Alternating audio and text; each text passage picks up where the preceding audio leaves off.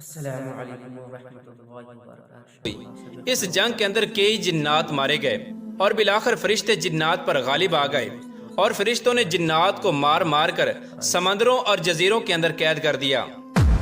روایات میں آتا ہے کہ اس وقت جنات اس روئے زمین پر تقریباً 1000 سال تک آباد رہے۔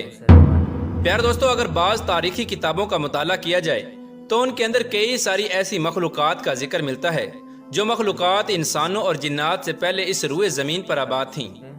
ان مخلوقات کی صورتیں عجیب و غریب تھیں۔ ان میں سے بعض مخلوقات ایسی تھیں کہ جن کے پر تھے اور یہ ہواؤں میں اڑا کرتی تھیں، اور ایک مخلوق ایسی تھی کہ جس کے 2 چہرے تھے، ایک آگے کی طرف اور دوسرا پیچھے کی طرف، اور اس مخلوق کے بہت سارے پاؤں تھے۔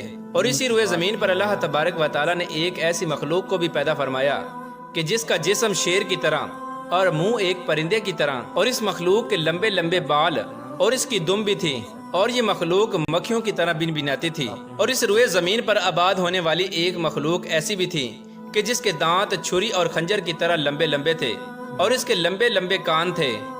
اس کے علاوہ ایسی بہت ساری عجیب الخلقت مخلوقات کا تذکرہ تاریخ کی بہت ساری کتابوں میں ملتا ہے، جن کو اللہ تبارک و تعالیٰ نے انسانوں اور جنات سے پہلے اس روئے زمین پر آباد کیا، اور پھر اپنے اپنے وقت کے ساتھ ساتھ یہ تمام تر مخلوقات ختم ہوتی چلی گئیں۔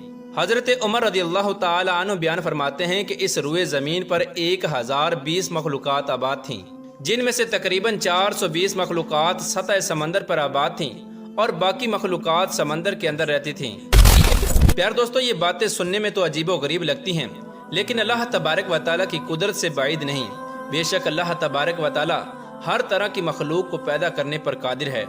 اللہ تبارک و تعالیٰ سے دعا ہے کہ اللہ تبارک و تعالیٰ ہمیں اپنی فرما برداری کے اندر زندگی گزارنے کی توفیق عطا فرمائے اور نیک اعمال کرنے کی توفیق عطا فرمائے۔ لوگ مکھیوں کی طرح بن بناتی تھی، اور اس روئے زمین پر آباد ہونے والی ایک مخلوق ایسی بھی تھی کہ جس کے دانت چھری اور خنجر کی طرح لمبے لمبے تھے اور اس کے لمبے لمبے کان تھے۔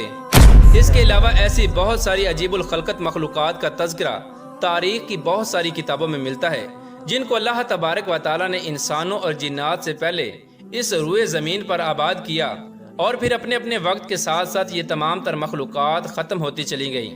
حضرت عمر رضی اللہ تعالی عنہ بیان فرماتے ہیں کہ اس روئے زمین پر 1020 مخلوقات آباد تھیں، جن میں سے تقریباً 420 مخلوقات سطح سمندر پر آباد تھیں اور باقی مخلوقات سمندر کے اندر رہتی تھیں۔ پیار دوستو، یہ باتیں سننے میں تو عجیب و غریب لگتی ہیں، لیکن اللہ تبارک و تعالیٰ کی قدرت سے بعید نہیں۔ بے شک اللہ تبارک و تعالیٰ